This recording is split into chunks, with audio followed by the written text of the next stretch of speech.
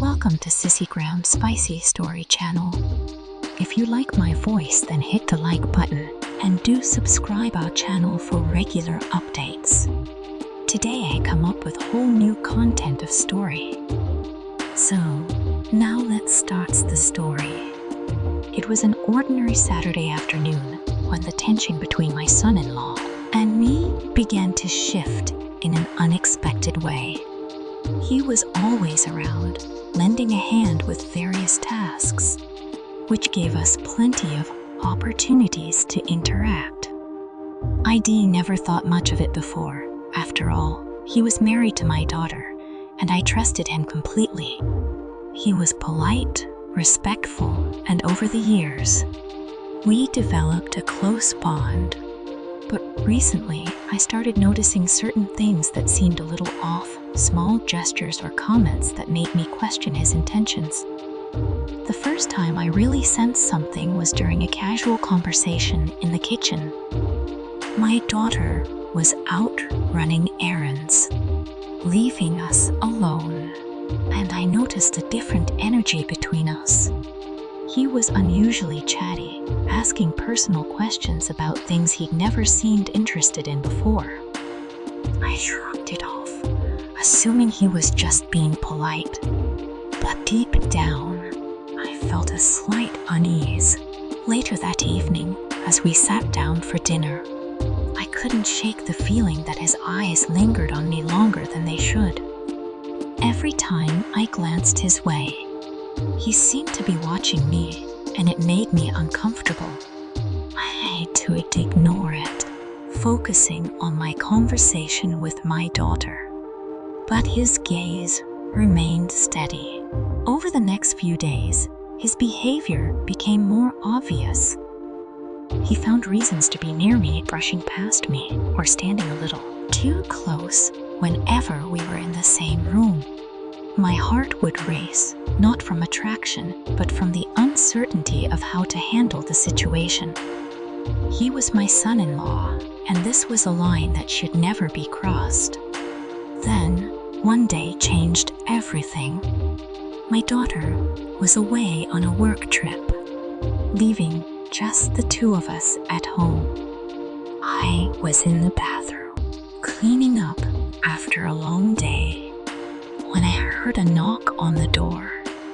His voice came from the other side, low and hesitant, asking if he could come in to grab something. Without thinking, I said yes, assuming he needed a towel or something from the cabinet.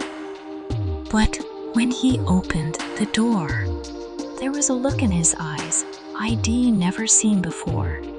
He stepped inside, closing the door behind him, and suddenly the small bathroom felt even smaller. I stood there, frozen, unsure of what to say or do. He didn't speak at first, just looked at me, his eyes tracing over me as though he were seeing me for the first time. When he finally spoke, his voice was low and almost conspiratorial. He complimented my appearance, telling me he'd been noticing me more lately. My heart raced as I grasped what he was implying. I wanted to flee, to tell him to leave, but I was paralyzed by shock. He moved closer, his hand brushing mine as he reached for the counter, and the simple touch sent a jolt through me. I couldn't believe what was happening. This was my son-in-law, my daughter's husband. Yet here we were, the unspoken tension thickening between us. He leaned in, his breath warm against my neck, and whispered things I never expected to hear from him. He confessed that he'd been thinking about me, unable to stop, imagining what it might be like to be with me. My mind raced, torn between the shock of his admission and the undeniable attraction that was building between us. I wanted to push him away, to remind him of the boundaries he was crossing, but something held me back. Maybe it was the years of loneliness, The feeling of being desired again after so long. Or maybe it was just the thrill of the forbidden. Whatever it was, I found myself unable to resist. He leaned in closer, his lips grazing my ear as he whispered, asking me to meet him later that night. I didn't answer, didn't say yes or no, but the look in his eyes told me he already knew my answer. The rest of the evening passed in a haze, my mind racing with thoughts of what had just happened. My heart pounded as I replayed his words, knowing it was wrong, knowing we were on the verge of something that couldn't be undone. But the thrill, the danger, was intoxicating. When the house finally grew quiet, I found myself standing in front of the bathroom door, my hand trembling as I reached for the knob. I shouldn't have been there, shouldn't even have considered it. But something deeper than logic was driving me. I opened the door, and there he was, waiting for me with a look of anticipation. Without a word, he pulled me inside, his hands on my waist as he pressed me against the cool tiles. The tension that had been building for weeks finally snapped as he kissed me, a kiss that was both desperate and tender. I couldn't believe what I was doing. Couldn't believe I'd allowed things to go this far. But there was no going back now. That night, we crossed every line, breaking every boundary that should have kept us apart. The bathroom became our secret space, a world where nothing existed but the two of us. We lost ourselves in each other, in the passion that had been simmering just beneath the surface. When it was over, we stood there, breathing heavily, the reality of what we'd done sinking in. I felt a mix of guilt and exhilaration, knowing this was something we could never undo. We couldn't go back to the way things were. Couldn't pretend nothing had changed. But as he held me close, whispering sweet promises, a part of me didn't want to go back. In the days that followed, our secret affair continued. Every stolen glance, every brief touch when no one was looking, sent shivers down my spine. It was wrong, so wrong, but the thrill made it impossible to stop. We had crossed a line, and there was no turning back.